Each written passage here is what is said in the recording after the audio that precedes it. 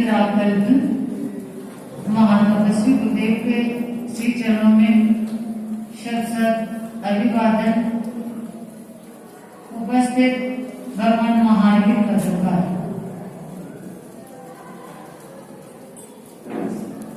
किसी देश की प्रतिष्ठा नामी कंपनियों से नहीं होती, नामचीन हस्तियों से नहीं होती, कल कारखानों से नहीं होती। देश की प्रतिष्ठा होती है ऋषि मुनियों के चरित्र, चिंतन, आचरण और व्यवहार से। भारत की वसुंधरा का सौभाग्य है इस धरा पर कभी राम और रहीम आए, कभी कृष्ण और नानक आए, कभी महावीर और बुद्ध आए, कभी आचार्य श्री भिक्षु कार्यमान आए, तुलसी महाव्रत के महाश्रमण आए। वीर तेरापंथ धर्म संघ में प्रकाश पुंज कहलाए, वे अध्यात्म के हिमालय कहलाए। वे हमें विरासत में एक श्रेष्ठ महाश्रेष्ठ तेरापंथ धर्म शासन दे गए। हमें परम श्रेष्ठ बनने का वरदान विरासत में दे गए। उन अनुशासनाओं को हमारा सत सत नमन। कलाम से पूछा गया कि तेरापंथ धर्म संघ के दशम अनुशासना आचार्य महाप्रज्ञ के पास आने से आपको क्या मिलता है? तो बंबई में पत्रकारों को जवाब देते हुए APJ अब्दुल कलाम ने कहा, मुझे इस महामानव के पास आने से नई ऊर्जा और नया प्रकाश मिलता है। मुझे यूं प्रतीत होता है कि ये तेरापंथ धर्म शासन भी हमें नया प्रकाश देता है, नई ऊर्जा देता है, ताजगी तरक्की देता है, जोश और जुनून देता है, और यहाँ तक कि इस शासन में हमें सब कुछ मिलता है। यहाँ हमें पीस मिलता है, पावर मिलता है, प्रोग्रेस मिलती है, पर्सनैलिटी मिलती है, प्रोजेक्ट मिलता है, क्वालिटी मिलती है। एक राजा के पास दरबार में घोषणा की गई कि मेरे से राजमहल में मिलने के लिए आना है। 7 मंजिल के राजमहल में सभी लोग मिलने के लिए आ रहे हैं। पहली मंजिल पर वहां पर बहुत सारे चांदी के बर्तन रखे हुए हैं। लोगों ने देखा इतने सारे चांदी, वो लेकर अपने घर चले गए। कुछ लोग दूसरे मंजिल पर पहुंचे, वहां पर सोने के आभूषण थे, तो सोने के आभूषणों को लेकर लोग रवाना हो गए। उससे आगे मोतियों के ढेर लगे थे, उससे आगे मानक के कन्ने के हीरे रखल पड़े थे, और लोग उन हीरों को, कन्नों को, मानक को, मोतियों को पोटलियों में भर कर अपने अपने घर रवाना हो गए। उनमें एक ऐसा भी व्यक्ति था जो 7वीं मंजिल पर पहुंच गया। उसने वहां देखा एक सिंहासन पर एक महाराजा बैठा है। उस व्यक्ति ने महाराजा को नमस्कार किया। राजा ने कहा, तुम मेरे पास मुलाकात करने के लिए क्यों आए हो? जबकि बहुत सारे लोग आए सोना चांदी लेकर, हीरे पन्ने लेकर, मानक मोती लेकर चले गए, तो तुम सिर्फ यहाँ क्यों आए? मेरे पास तो यहाँ कुछ भी नहीं है। उस व्यक्ति ने कहा, आपके अनुग्रह से मेरे घर में इस उपभोक्तावाद की कोई कमी नहीं है, पर यहाँ 7वीं मंजिल पर आने से आप जैसे एक महामना से मेरा आज मिलन हुआ है, और आज से मिलन हुआ इसका मतलब मुझे सब कुछ मिल गया। राजा उस युग के विचारों से बहुत प्रभावित हुआ, और राजा ने फैसला देते हुए कहा कि मैं आज अपने उत्तराधिकारी का चुनाव करना चाहता था।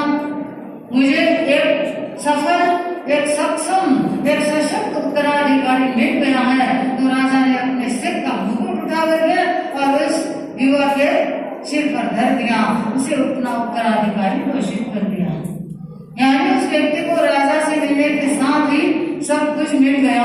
आज दुनिया पर पैसे के पीछे परमार्थ, दुनिया पैसे के लिए, पद के लिए, प्रतिष्ठा के लिए, परिवार के लिए दौड़ती है। लेकिन ये एक तेरापंथ शासन ऐसा है जहाँ साधु साथी हो चाहे श्रावक श्राविकाएं हो, ये परमार्थ की साधना के लिए आराधना करते हैं, साधना करते हैं। एक नेता घड़ी खरीदने के लिए दुकानदार के पास गया। दुकानदार से पूछा, ये घड़ी आपकी अच्छी लग रही है और ये घड़ी कब तक चलेगी? घड़ी कब तक चलेगी? तो उस दुकानदार ने कहा, महाशय आपकी सरकार से तो ज्यादा चलेगी। आचार्य से भिक्षु से कभी पूछा गया, विवेकानंद स्वामी आपका ये संघ कब तक चलेगा? भिक्षु स्वामी ने कहा, जब तक मेरे धर्म संघ के 4 गिरे, ये 4 पाए मजबूत रहेंगे, आचार विचार में, संस्कार में और व्यवहार में अनुपालन करते रहेंगे, धर्म संघ का कभी कोई, तो धर्म संघ को कभी आंच आने वाले नहीं है, तो ये धर्म संघ हमेशा चिरंजीवी रहेगा। ऐसे महागणा तेरापंथ धर्म संघ की आचार्य से भिक्षु के हम सब शासन में साधु साथ भी कहलाते हैं। वो श्रावक श्राविका से उपमित होने वाले विशिष्ट श्रावक है। आज यह भिक्षु विहार में विवाह स्तरीय एक श्रावक सम्मेलन का आयोजन किया जा रहा है।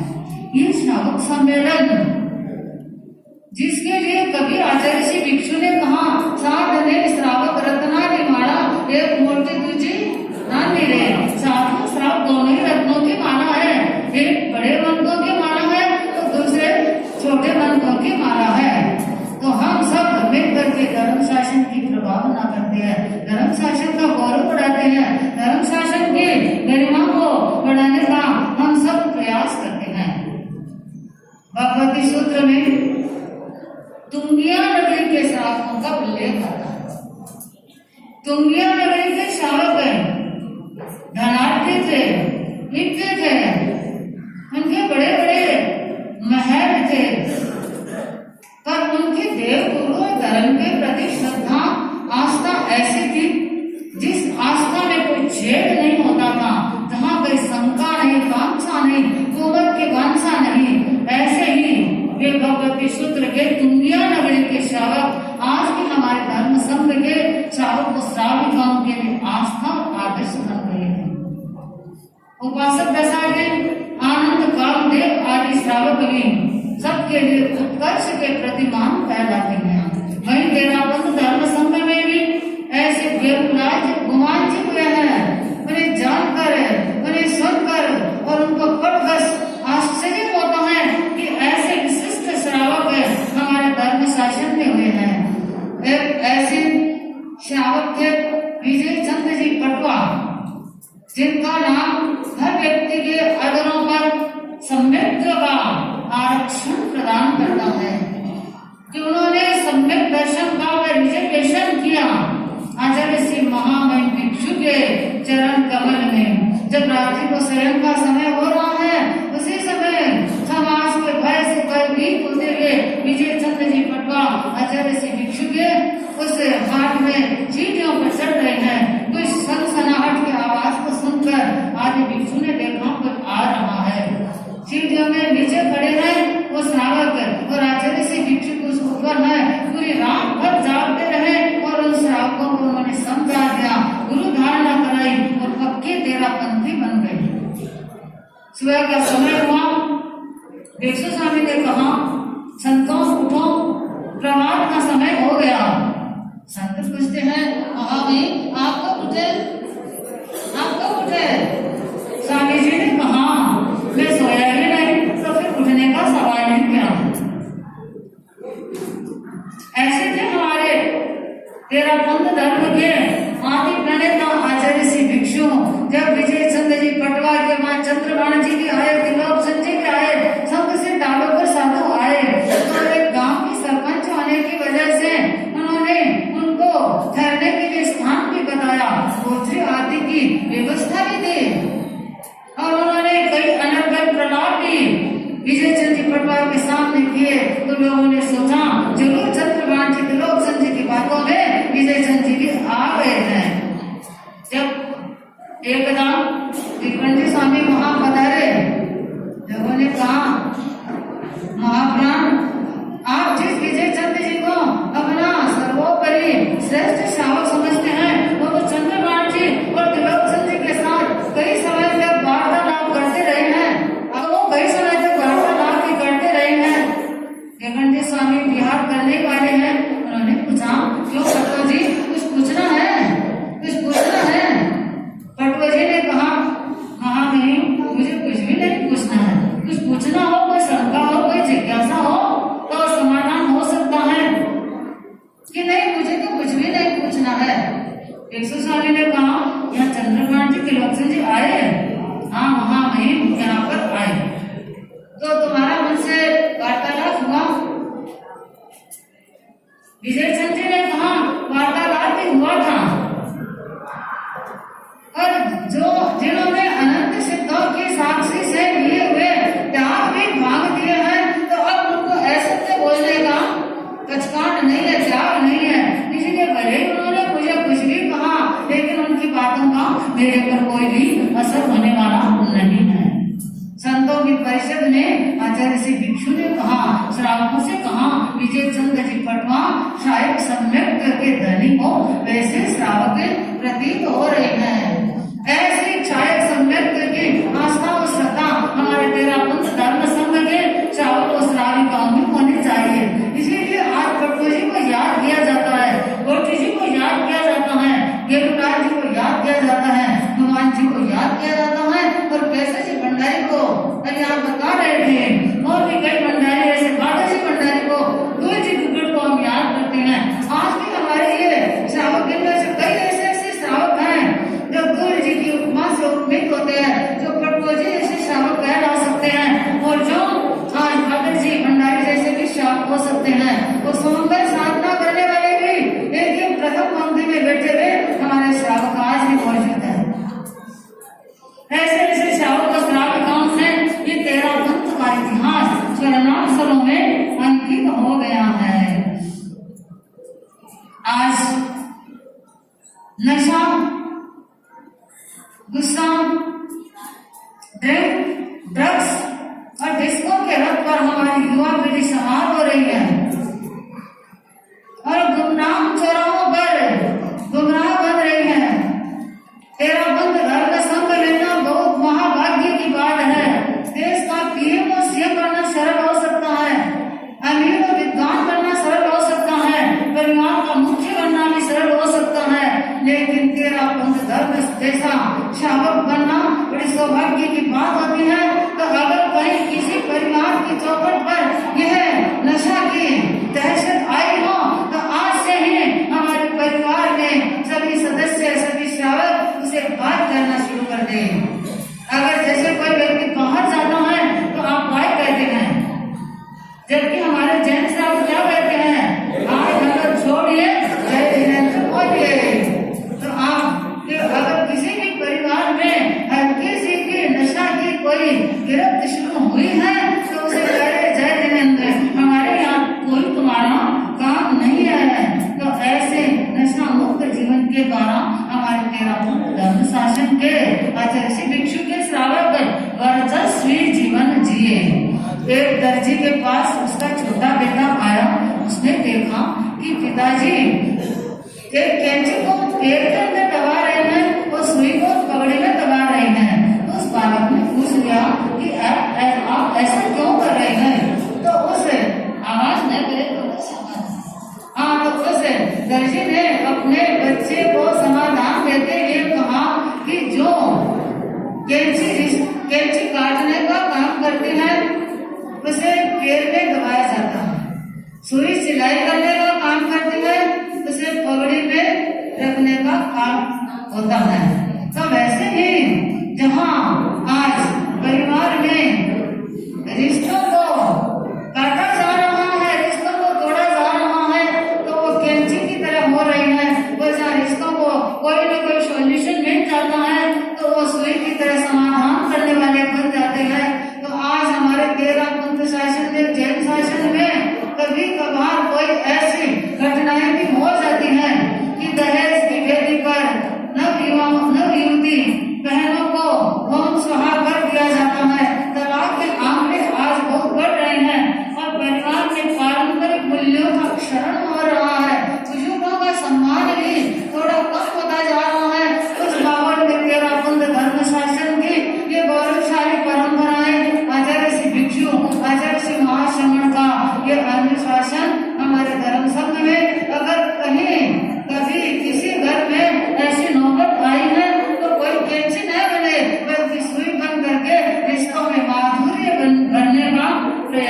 करे। हाँ, जोड़ने का काम करे, तोड़ने का काम कोई भी न करे। तत्व ज्ञान, आगम ज्ञान, इतिहास का ज्ञान अमूल्य पूंजी है। हमारे प्राचीन श्रावक व श्राविकाएं तत्व ज्ञान के माध्यम से 25 कौर के विशेषज्ञ श्रावक बनते थे। मैं आपसे कहना चाहूंगी कि 25 कौर का पहला बोध क्या सिखाता है? क्या सिखाता है? बोलो। पहला बोध गति ज्ञान है। क्या सिखाता है गति ज्ञान का पहला बोध? यह सिखाता है जब किसी जाना चाहते हैं किसी नहीं जाना चाहती है।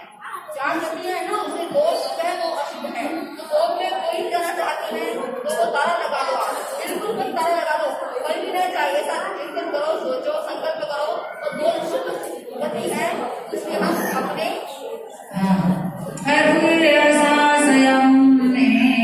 संसारम में दुख बहुराए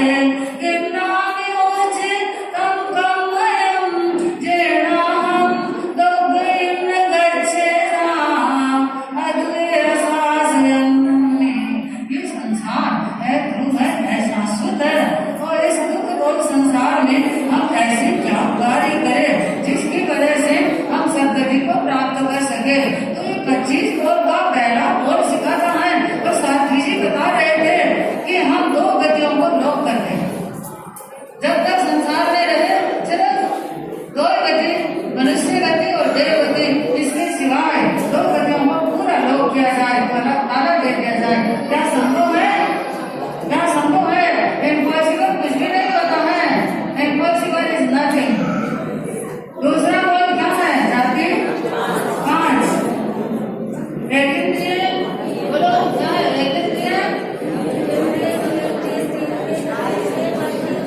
तो आप कौन से जाति में रहना चाहेंगे?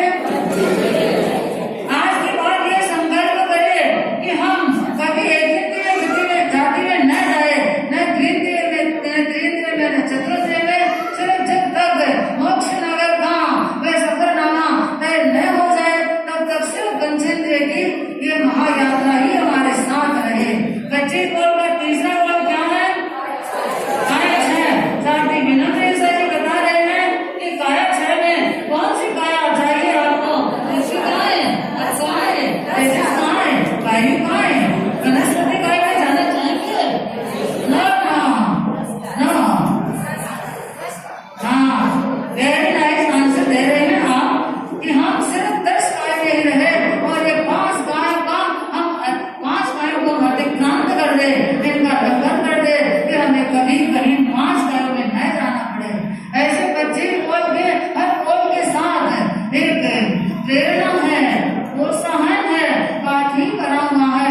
तो यही तो है कि हम टारगेट बनाए और टॉप बने। हमें आत्म कल्याण करना है, हमें अपना मालिक बनना है और हमें आत्मदर्शन करना है।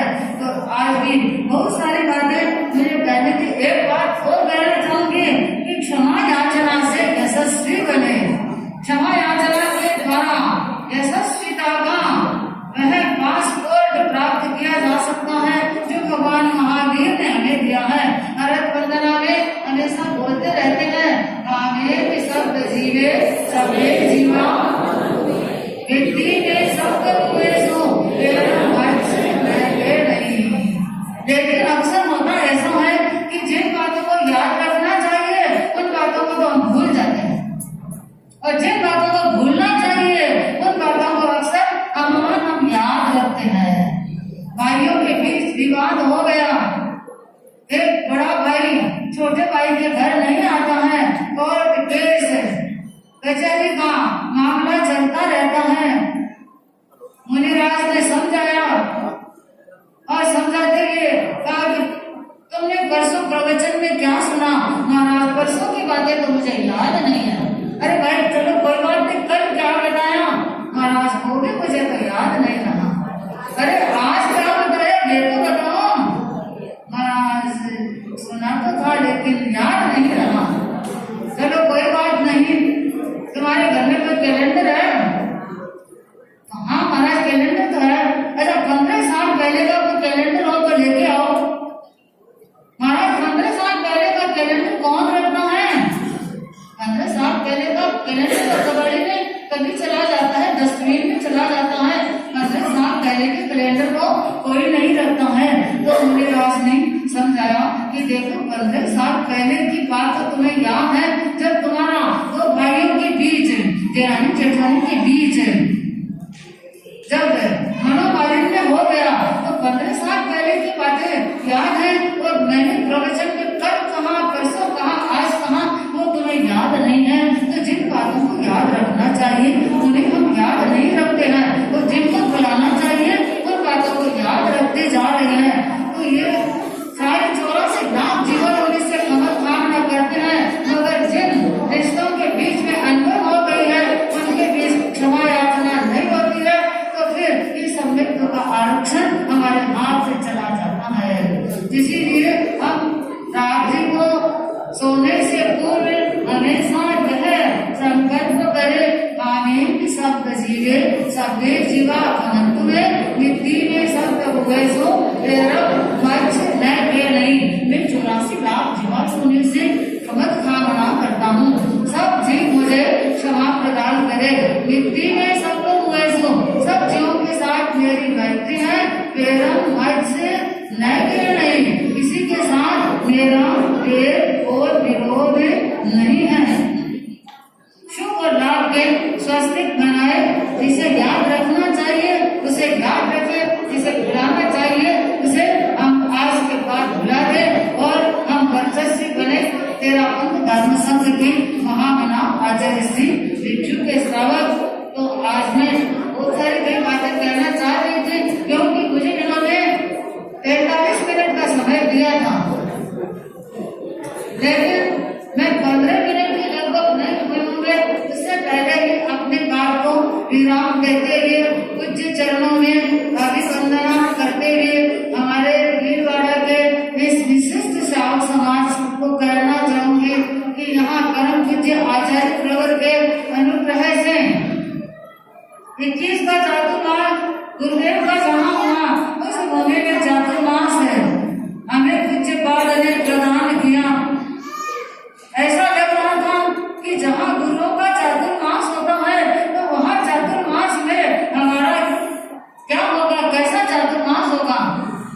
लेकिन जहाँ गुरु का आशीर्वाद होता है, गुरु का अनुग्रह का अमृत बरसता है, श्रावक श्राविकाएं जहाँ विनम्र होते हैं, गुरु इंगित के आराधक होते हैं, जिनके दिल और दिमाग में सम्मित्व का अखंड दीपक जलता है, जहाँ सर्वत्र पॉजिटिविटी होती है, जहाँ नेगेटिविटी का नामो निशान नहीं होता है, ऐसे भीलवाड़ा के इस नागौरी गार्डन में परम पूज्य गुरुदेव के आशीर्वाद से हमारा चातुर्मास आनंद संपन्न हुआ।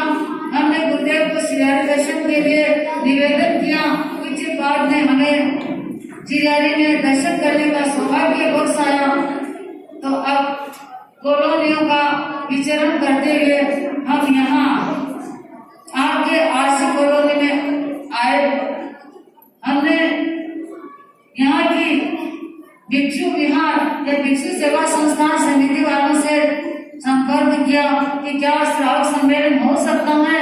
एक डायलॉग के साथ इन्होंने तहत कहते हुए इस बात को एक्सेप्ट किया, और आज उसी का रिजल्ट है उच्च प्रकार से यह निर्वाण स्तरीय श्रावक सम्मेलन का आयोजन गुरुदेव के प्रसाद प्रताप से, गुरुदेव के प्रसाद से ही सफल हो रहा है।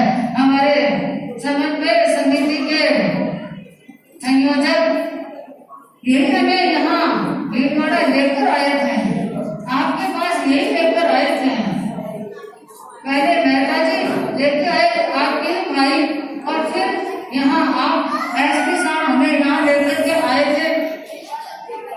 भीलवाड़ा वालों को यहाँ बुला दिया हमें, और इतना आनंद रहा भीलवाड़ा में, जैसे कि सारा भीलवाड़ा 31 साल पहले हमने देखा, वैसे ही और अधिक प्रवर्तमान विद्वत्ता, विनम्रता और वैराग्य के परमाणुओं से भरपूर हमें मिला। और यहाँ की श्रावक श्राविकाओं ने आज भिक्षु बिहार में ये श्रावक सम्मेलन का आयोजन हुआ और हमारे यहाँ के श्रावक और श्राविकाएं आज यहाँ से कुछ साथ में लेकर के उठे। जो सुना वो इस कान से सुना, इधर से नहीं निकाले, दोनों कानों से सुनकर मुंह से भी नहीं निकाले, दोनों कानों से सुने, अपने हृदय में धारण करे। तभी यह आज का श्रावक सम्मेलन सार्थक और सफल हो सकता है। गुरु के चरणों में हर शानदार नजारा है, गुरु के चरणों में हर शानदार नजारा है। गुरु की नजरों में जन्नत और जहान सारा है, गुरु की नजरों में जन्नत और जहान सारा है। उठते हैं हाथ जब दोनों आशीर्वाद देने के लिए, उठते हैं हाथ दोनों जब आशीर्वाद देने के लिए, तो यूं लगता है ये जमीन नहीं, ये जमीन नहीं, ये आसमां भी हमारा है, ये जमीन नहीं आसमां भी हमारा है। ओ भिक्षु बिहार की भीलवाड़ा की पावन धर्म, भिक्षु बिहार की पावन धर्म आज यहाँ विराट घाट दोनों हाथ जोड़ सकता है, दोनों हाथ जोड़ सकता है। सुनेंगे सब सुनेंगे सब जगदारि मंगलम मंगलम सिद्धा मंगलम साहु मंगलम मंगलम शरणं